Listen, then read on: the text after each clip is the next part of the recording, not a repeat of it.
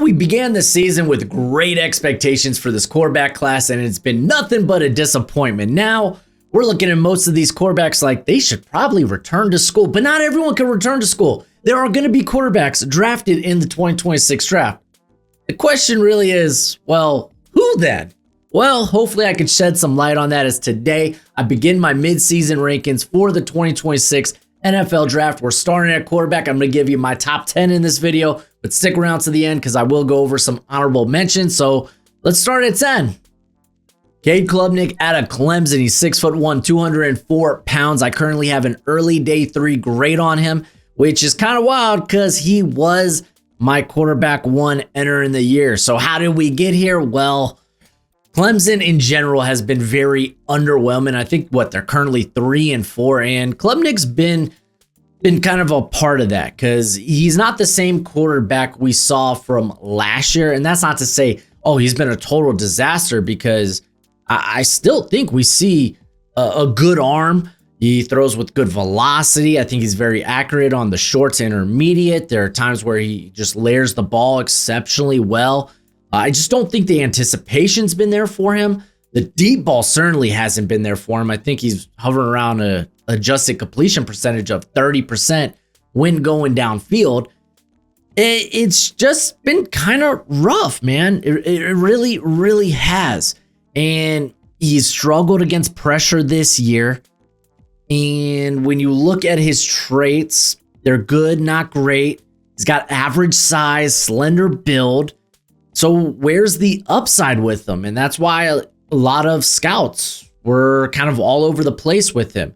Either you were like me and had him in the first round, or maybe you had him at the end of day 2, maybe even early day 3. And unfortunately, just with how he's played this season, his play just falls more into that. I'd rather take a shot on him in the 4th round than maybe burning one of my picks in the first 3 rounds. That's just kind of where we're at. And on top of that, he's got the ankle injury. I think he suffered that versus Boston College, missed the SMU game.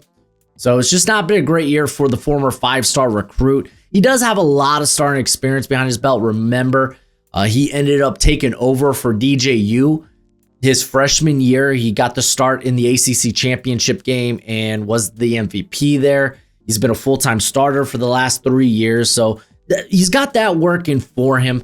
But again, when you have good, not great traits, not really anything you can hang your hat on.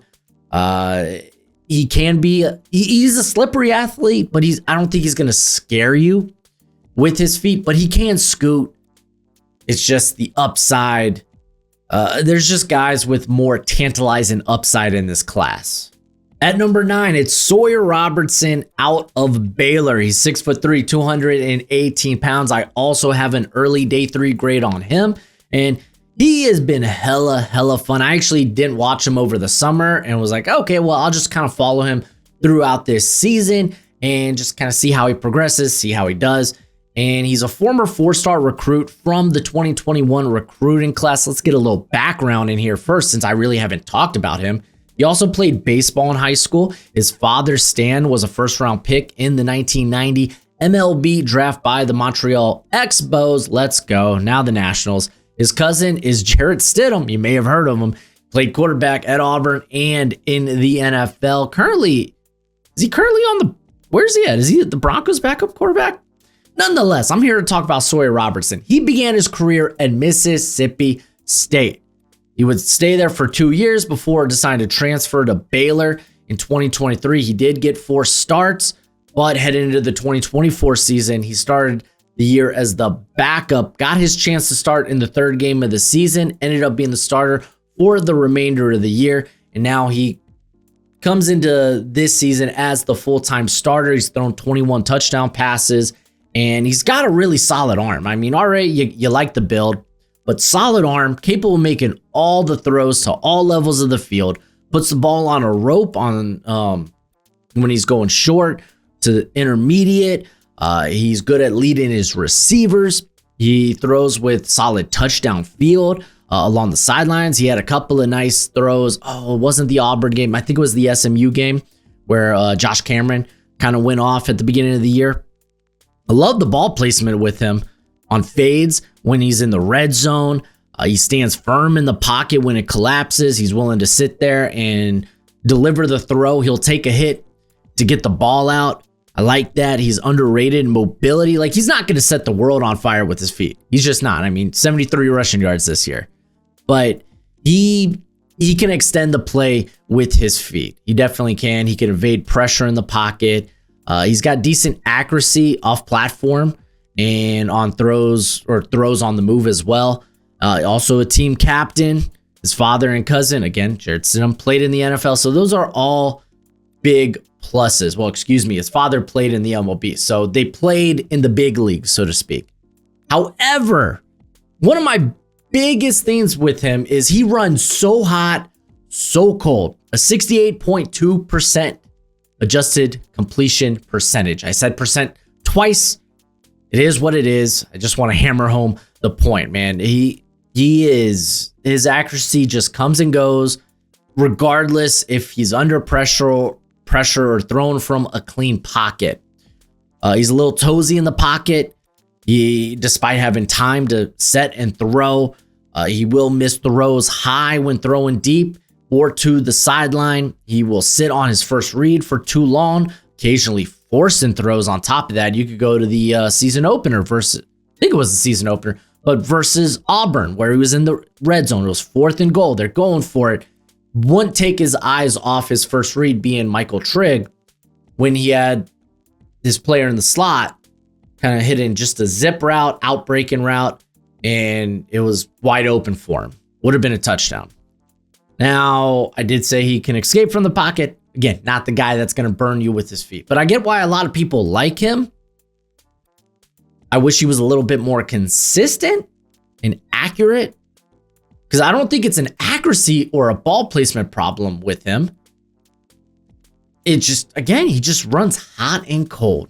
We love the NFL draft, and now my draft guide is available for purchase. It comes with over 500 player backgrounds and close to 300 player evals. It updates throughout the whole draft cycle. So when I add a new eval or I change my rankings, you're going to be the first to know. It's going to have all the pro day and combine numbers along with analytics, and it's a Google spreadsheet for right now. So you have to include your email with the purchase, but we will be switching over to a website at the end of the year. And if you get it now, it's going to be cheaper now than it will be later. It's a great way to support the channel. And as always, much appreciated, much obliged.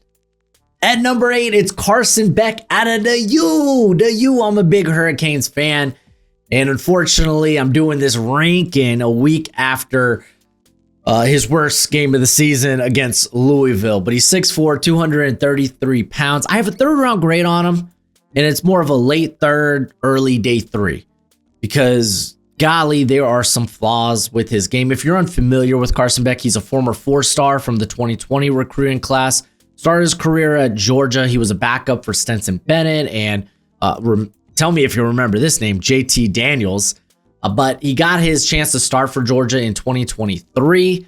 He was a second-team All-SEC, and then he was a full-time starter in 2024. But during the SEC championship game, he injured his elbow, had to get surgery to repair his UCL on his throwing arm.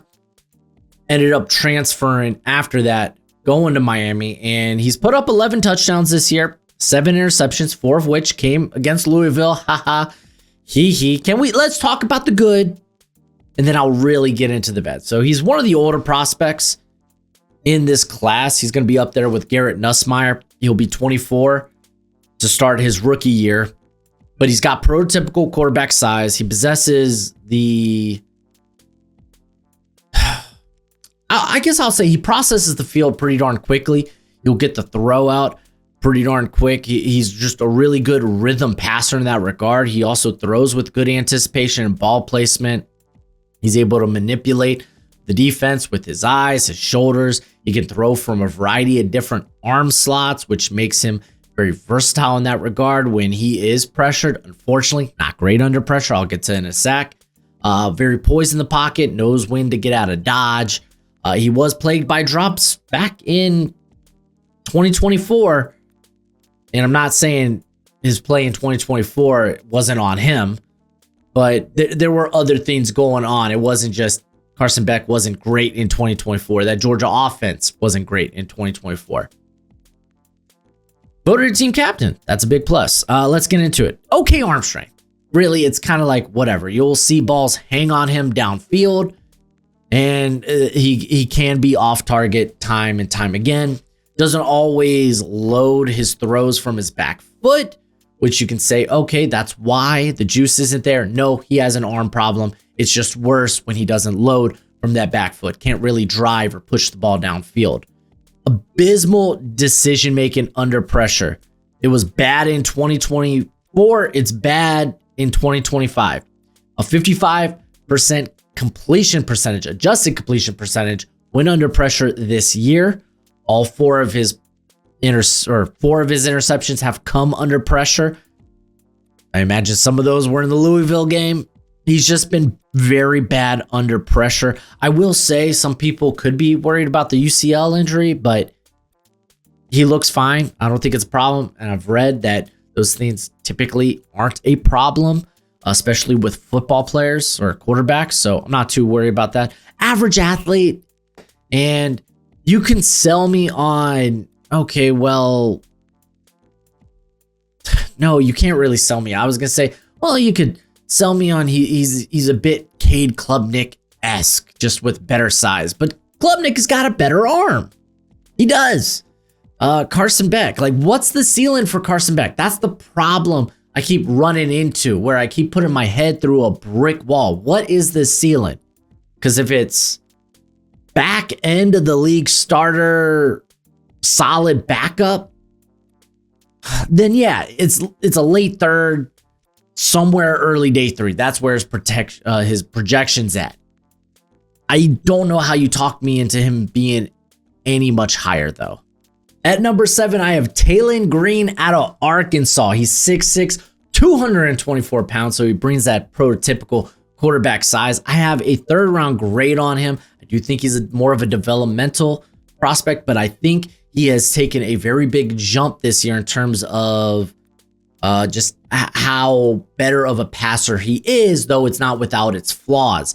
Real quick, former 3-star recruit from the 2021 recruiting class. Also did a little track and field, holds the school's high jump record. That's kind of nuts. And started his career at Boise. He redshirted his freshman season, was a starter in 2022, where he was the Mountain West Freshman of the Year. He was also the MVP of the Frisco Bowl, was the full-time starter in 2023. And then he took his talents to Fayetteville, Arkansas, was the full-time starter last year, and has been the full-time starter this year. And he's played exceptionally well this year. And you love that because he's got that prototypical size. He's kind of got a big arm as well, but he is an exceptional athlete. That's kind of what puts him above and beyond. You love the speed. You love the athleticism. You love the zip that he throws with, his ability to be able to put balls into tight windows. Pause, phrasing, I know.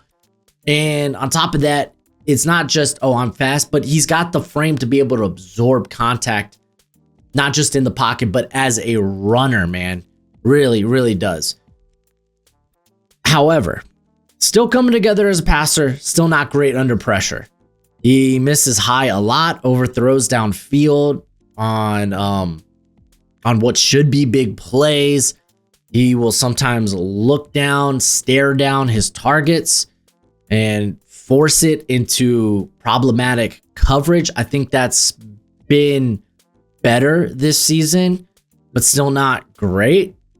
If I'm going to be honest with y'all, how I felt coming into the year is very similar to how I feel now. He is who I thought he was, and to me, that's worth a 3rd round pick, to just take that dart throw on a guy with very good tools.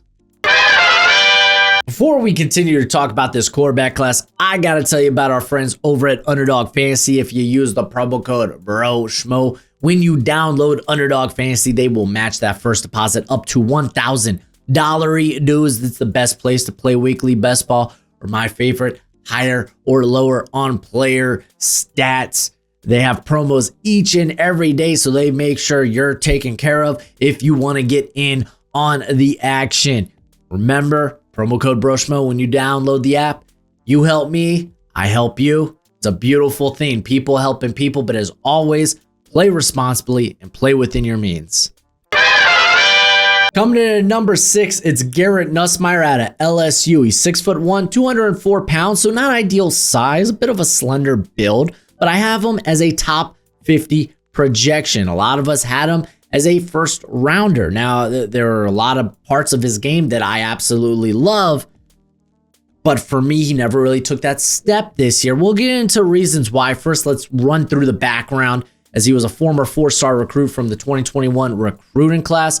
He will be 24 entering his rookie year, so he's right up there in terms of being one of the older prospects at the quarterback position in this class. His father is Doug Nussmeier. You may have heard of him. He's the offensive coordinator for the New Orleans Saints. And Nuss, he shows up at LSU and he waits his turn as Jaden Daniels' backup, became the full-time starter last year, was the MVP of the Texas Bowl, and he started every game this year despite probably being hurt for much of, if not the whole season, with a core or a abdominal injury.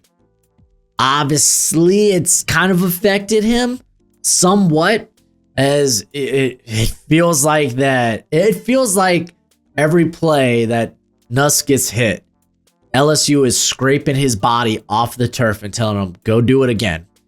And it's definitely, he definitely has the team, or has to put the team on his back, because the offensive line's a bit of a struggle. He's had playmakers hurt here and there, but that's not really a problem. It's the lack of a run game and a lack of balance on this offense that has really forced, I think, Nussmeier to continue with some of his bad habits from last year, because he's a gunslinger. He can be high risk, high reward. He loves to sling the ball each and every way, but when you're throwing into double or triple coverage, you just can't do that in the NFL. And I feel like he's kind of forced to do that at LSU. Now, he is someone who's got good arm strength.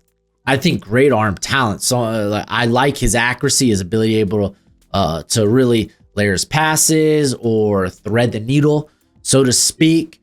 He's got good whip in his arm, but man, again, this is, I guess, where the core injury comes into play, where there's times where the ball maybe sails on him, or there's not enough mustard behind it, and it gives the defense or the defenders some time to either get in front of it or get under it. Again, that's not all on him, but what I was expecting entering the year was, okay, let me see you take care of the ball better. And he just hasn't done that. And at the end of the day, that's a him problem. Sure, he's maybe not put in the best situations. There's no run game, so he kind of has to be the offense, but he's still deciding to make those passes. He's still deciding to force those throws. I remember the Florida game, for goodness sake. This is a game that they should have won by 30, but they end up, I think winning by 2 scores. And there it is, flag thrown on the field. I'm rolling out. This is obviously a holding call. Obviously a holding call, so I shouldn't put the ball in harm's way. I really shouldn't. Honestly, I should just throw this out of bounds, live to play another down. Instead, he throws it across his body and it gets picked. What are we doing, man? What are we doing? Won't scare you with his feet. He's not a rusher. That's not his game. But I still think there's enough there where, if fully healthy, he can maybe flirt with being a top half of the league starter. So I'm not willing to quit Nuss, but he does kind of fall into the bucket of, man, we were expecting more from you this year. Here at number 5, I have John Mateer out of Oklahoma. He's 6'1", 224 pounds. So he may be a little stout, but he's a thick boy. Matter of fact, my comp for him is thick Kyler Murray. And I have a first round grade on him. And there's reason for him to return this year, since he is playing with a now healing broken bone in his throwing hand. But I think if he gets hot down the stretch, because Oklahoma has a bit of a tough schedule to finish the year, and if he plays big in those outings, then shoot, man, I think he deserves or belongs in the first round conversation. I think I'm probably one of the higher, or maybe even the highest, on John Mateer, because he just brings a certain it factor. And you saw it at Washington State when he was there. And now he's doing it here for Oklahoma. This dude played with a broken bone in his throwing hand for 3 quarters against Auburn. And the run game has been, for Oklahoma, has been John Mateer. I said he brings that it factor, that never say die attitude. And I love it. I love it. He's got great athletic ability. He's very twitchy. He's a great runner. Great runner of the football. Can elude pressure. He can get out of the toughest predicaments. And he's got a good arm. Throws with good velocity, but he also can throw that sucker deep if you need him to. I like as a scrambler, he will look downfield. He won't just be like, well, I'm outside of structure. Time to tuck it and run. No, he will look to make the bigger play, for better or for worse sometimes. Because the decision making's still a thing. And to be fair, I would say he was a much better decision maker prior to the injury. And then he comes back in the Texas game and golly, woof. There were some throws he just shouldn't have made. There was miscommunications with wide receivers. But I still thought that there was some decision-making woes, even in the South Carolina game, as that game got out of hand and they just pulled away. But, I mean, he makes up for it with just how he plays the position. His never say die attitude. His, okay, well, we need it. We'll get it. I'll make sure of it. He throws sidearm. He's 6'1" and he throws sidearm. Batted balls are going to be a thing. He has, 3 passes batted already this year, which honestly, kind of low compared to what you may expect. Still figuring out how to throw with touch, but that's fine. It is what it is. I feel like I need to bring this up, but it kind of sounds like a non-issue. There was that whole betting thing that came up with him. That, he had a Venmo that talked about him betting on a game back in, I think it was 2002? Can't recall. It was during his time at Washington State. And it was real weird. Someone took a snapshot of a Venmo. He got sent or whatever. The NCAA didn't feel the need to investigate. They were like, yeah, this isn't worth our time. So probably a big nothing burger. But the NFL, I will say, when it comes to betting, they don't like to hear that. They don't like to see that. So it still could be a thing. I'm not worried about it for him, but maybe teams could be. So I just wanted to bring that up, throw that out there, even though I think there is nothing there with it. I at least want y'all to be aware of it. At number 4, it's Ty Simpson out of Alabama. He's 6'2", 208 pounds. I have a top 20 grade on him, and every week it feels like I'm just pushing him up and up and up and up. But he's just a guy that I don't know if I'd be willing to take him first overall. So can I push him into my top 10? I don't know. We'll see, I suppose, because there's so much to love about his game. So Ty Simpson, former 5-star recruit from the 2022 recruiting class, another guy that waited his time to start. I believe he only had 1 start coming into this game, or coming into this season. And he was, for the most part, the backup to Jalen Milroe. Got his time to shine this year. Didn't start out well against Florida State, but since then, he's been on a tear. He has got a quick trigger. I love his release. It's quick. It's whippy. He's pinpoint accurate. His adjusted completion percentage this year, 79.1%. That's great. If you're above 78%, that's kind of an elite number. Kind of is. Granted, what's the average depth of target? Are we talking about a lot of easy passes, screens? No, he's got a average depth of target of 8 yards. So no, he's throwing on the intermediate. I like it. I love it. He is very much a rhythm passer, who shows good anticipation to hit receivers as they break. I will say, though,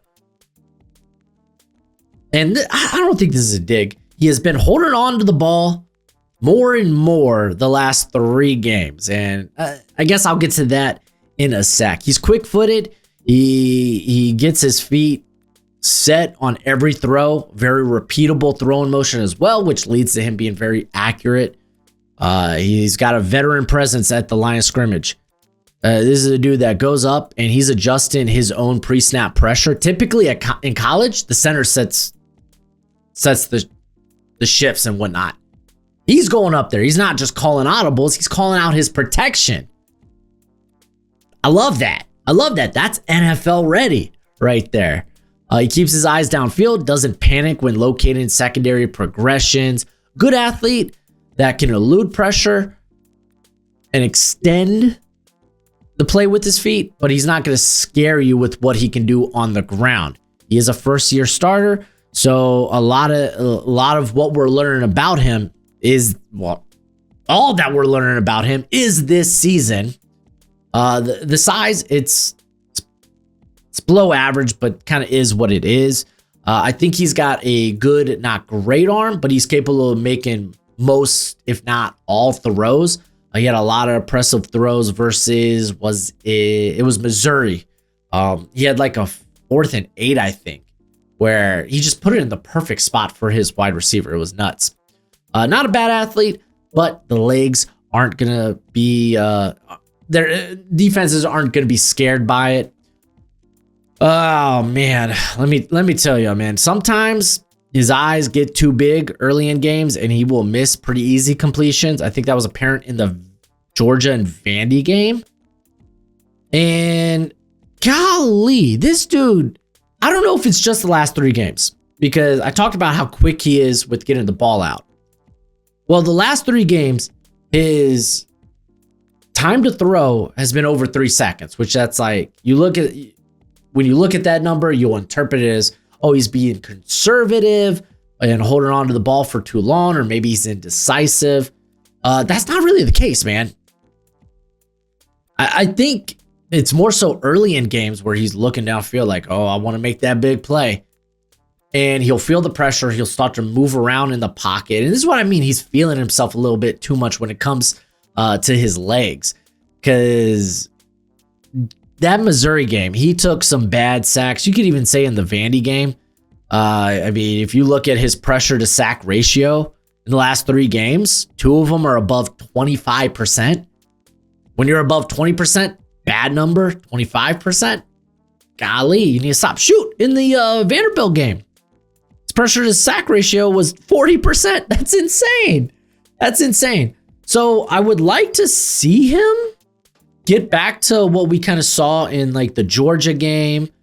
And I suppose, I guess even the Wisconsin game, but specifically the Georgia game, where it was like, oh, this dude has a mastery over his offense.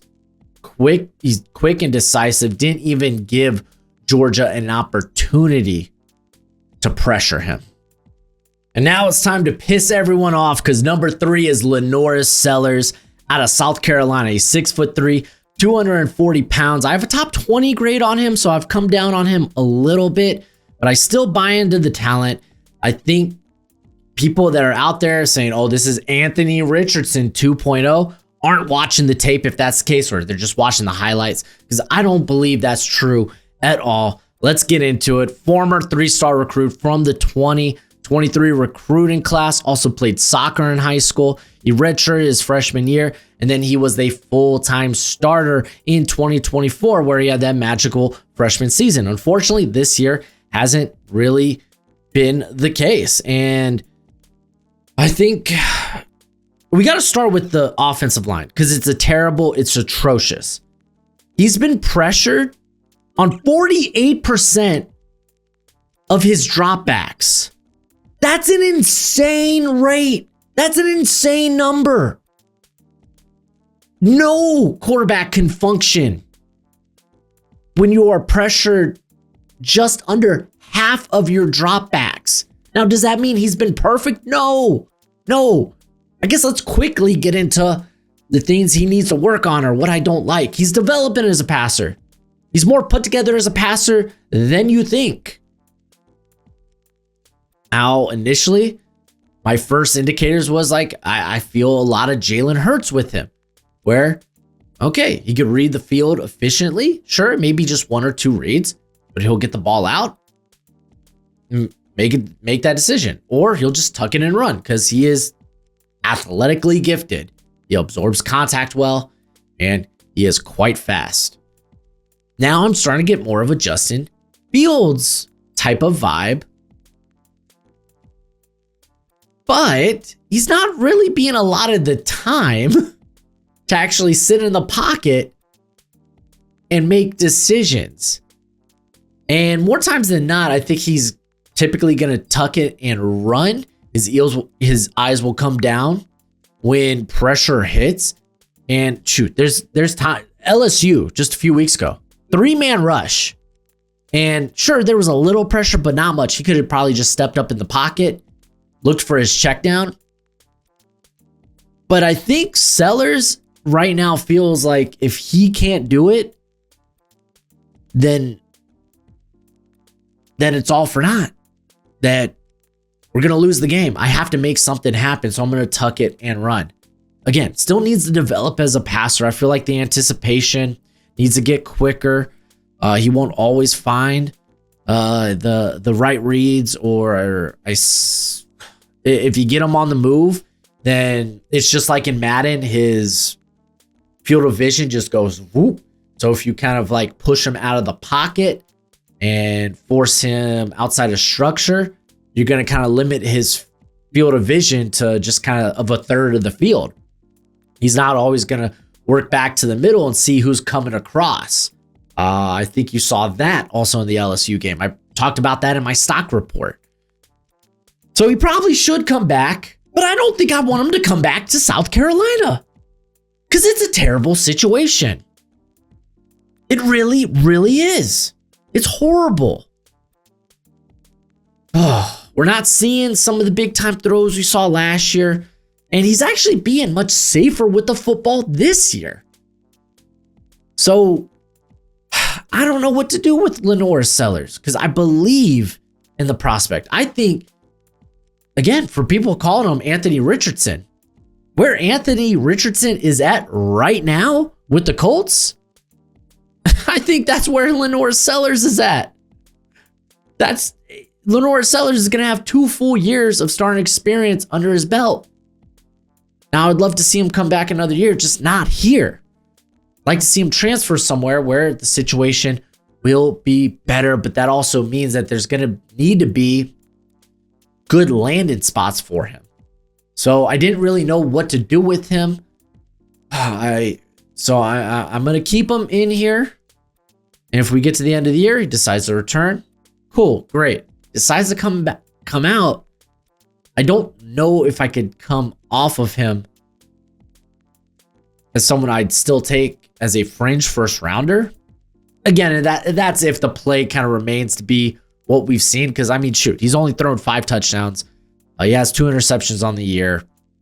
His pressure to sack ratio is pretty abysmal.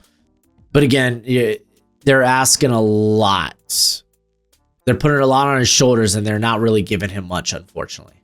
At number 2, it's Fernando Mendoza out of Indiana. He's 6'5", 225 pounds. Gotta love it. Prototypical quarterback size. And I have a top 10-ish grade on him. And I mean, I'm going to come clean. I'm not in love with this quarterback class as it stands. But if you were going to ask me to put money on who you think will be the first overall pick or what quarterback will go be first off the board, it's probably Fernando Mendoza. I didn't love his tape coming into the year. I thought his decision making was iffy at best while at Cal, and I get it. Cal wasn't a great team, and now you put him on a great team, and the numbers are phenomenal. 21 touchdown passes to only 2 interceptions. He's got 2 rushing touchdowns. He's got an adjusted completion percentage of 79.5%. That's great. He's not just doing it on the shorts and intermediate. And I get it. That Cignetti offense You got it's very quick game and RPO, but he will take the shots downfield. He will go through progressions. There is quite a lot to like about him. He's very much a rhythm thrower, and I like his anticipation. He makes decisions real quick, and in some cases doesn't necessarily even have to see it before he throws it. And that's what I really like, that he will throw the ball before the open receiver presents themselves. Or even he's one of those guys, and this is kind of a problem I have with my Dolphins quarterback Tua, unless it's like unless a receiver is blatantly open, he's probably not going to throw the football. He has to see it to believe it. And for Mendoza, he can feel it. He can throw when it looks like there is no room, which is great, because those 5-yard windows in college become 1-yard windows in the NFL. The margin of error is far greater in the NFL, or I guess far less, however that works. It's more dangerous in the NFL.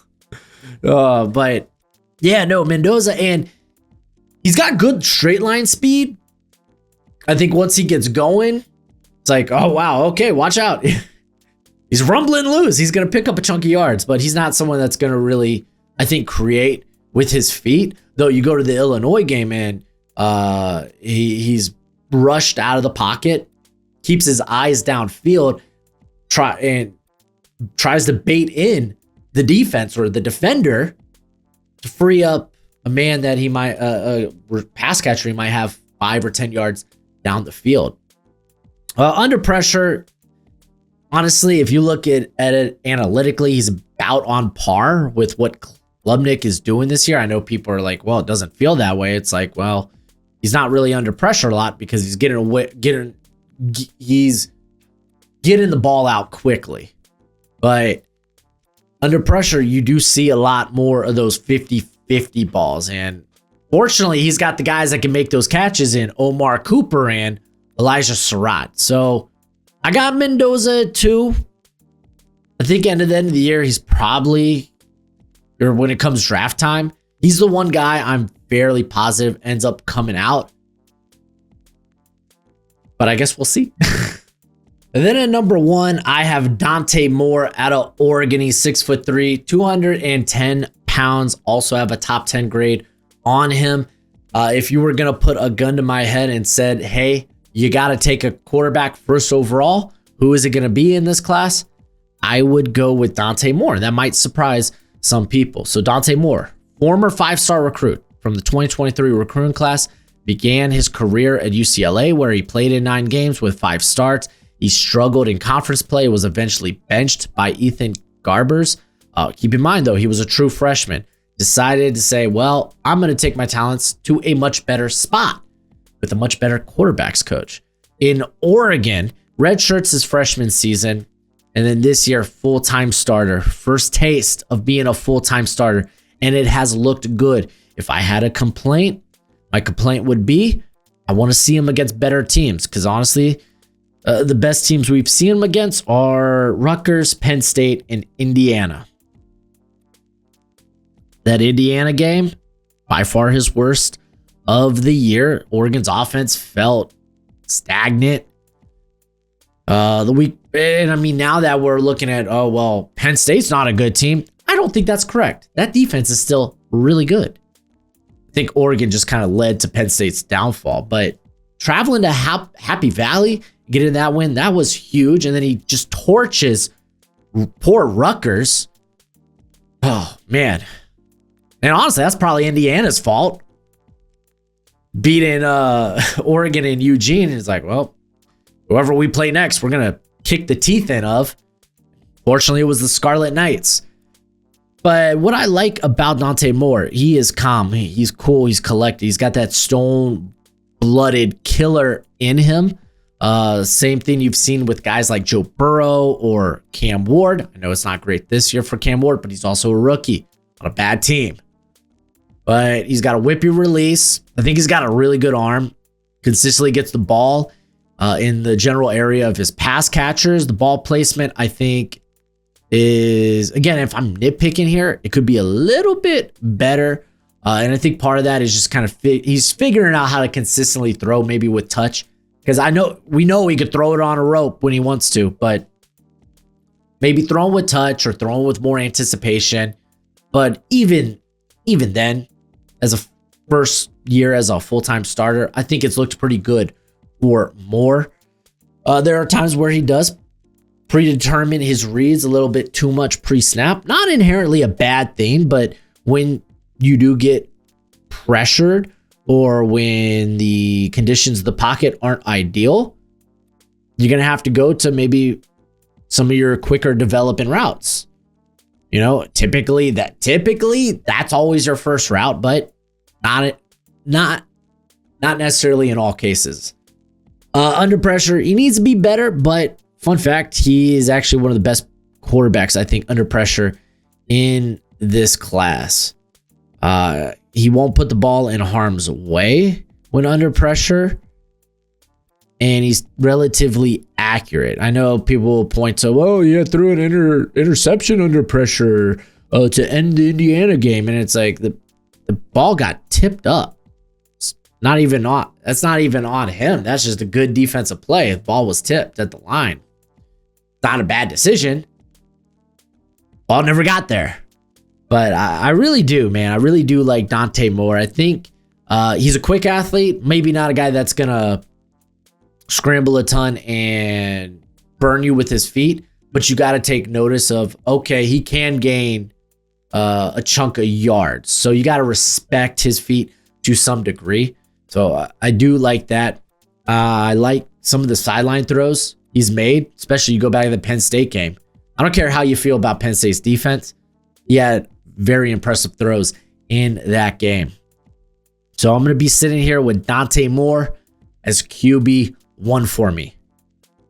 But I promised y'all some honorable mentions. First, I want to talk about the guys that I have returning to school.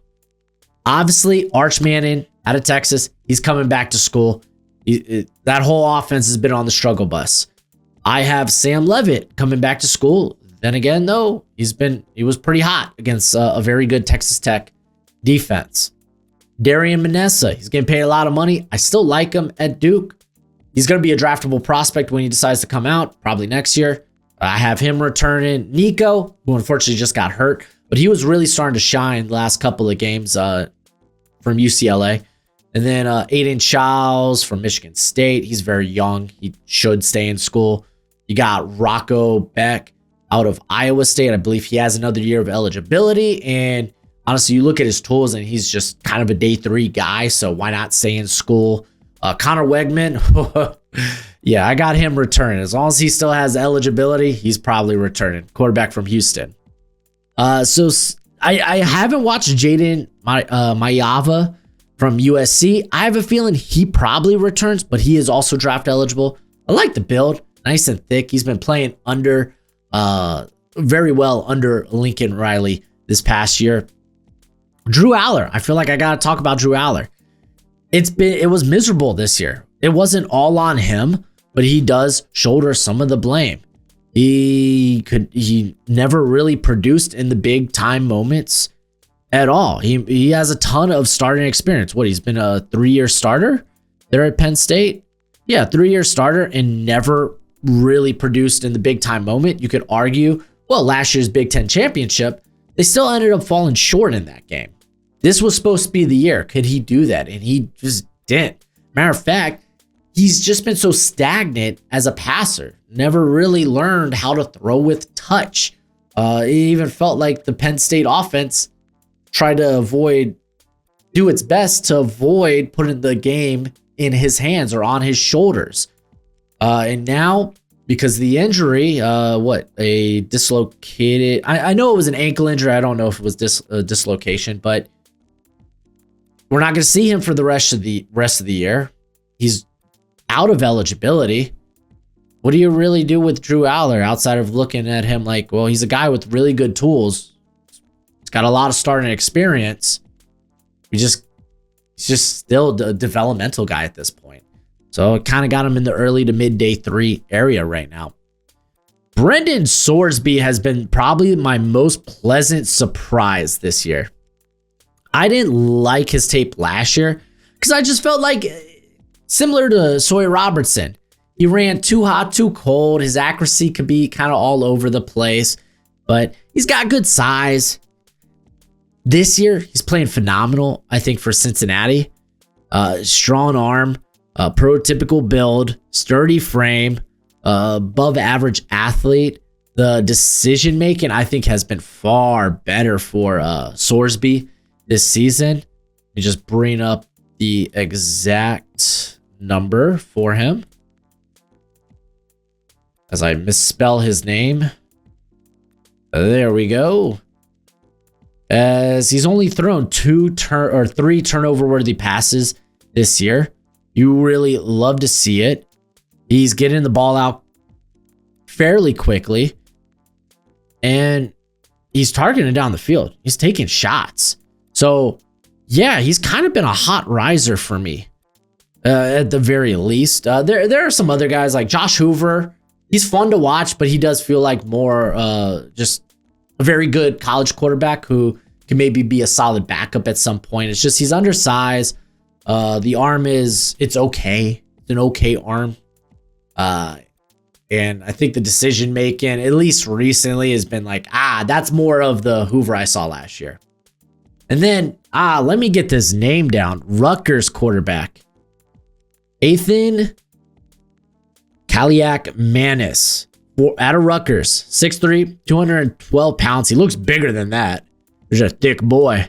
But he's very much, I think he's a rhythm passer who throws with good timing. The arm, I don't think he's got a big arm. The passes will hang on him downfield if he doesn't anticipate them correctly. And I think we've kind of seen that recently in their tougher matchups. But he's got good mobility. He's doing a good job pre-snap, diagnosing coverage and maybe perhaps where pressure's coming from. So he's able to deliver the ball fairly quickly. He's just the guy that's been playing well this year. I didn't tune into the Oregon game, so fingers crossed, Godspeed. But yeah, he was very interesting. Other people are going to probably bring up like Illinois' Luke Altmaier. To me, he's like Graham Mertz from Florida last year. I don't see a highly drafted prospect when I watch Altmaier's tape. Miller Moss, man, I could talk all this good crap about Miller Moss out of Louisville. How his decision making is, golly, when he makes a mistake, it's almost Will Levis-like, and then he just pounds my Hurricanes into the dirt. He's a quarterback that's got limited tools, but he's been a fun passer that should get a look in an NFL camp. Diego Pavia, come on. We all know Diego Pavia from stinking Vandy. We all knew that he's a college quarterback who might get a look in the NFL just because of how athletically gifted he is, but he's probably not playing quarterback in the NFL. Maybe he ends up being a running back. Ooh, I think so, because like he was out running Harold Perkins this past weekend. Dude was nice. I don't really think there's anyone else I really want to bring up of note. I mean, we got a long off season ahead of us. So how about y'all go ahead, like the video, hit that thumbs up. It's always much appreciated, much obliged. Stay tuned. Tomorrow, we go from this depressing quarterback class to talking about how hyped the linebacker class is, because it's probably one of the best linebacker classes we've seen in quite some time. But as always, until next time, you be easy, my friends. Later.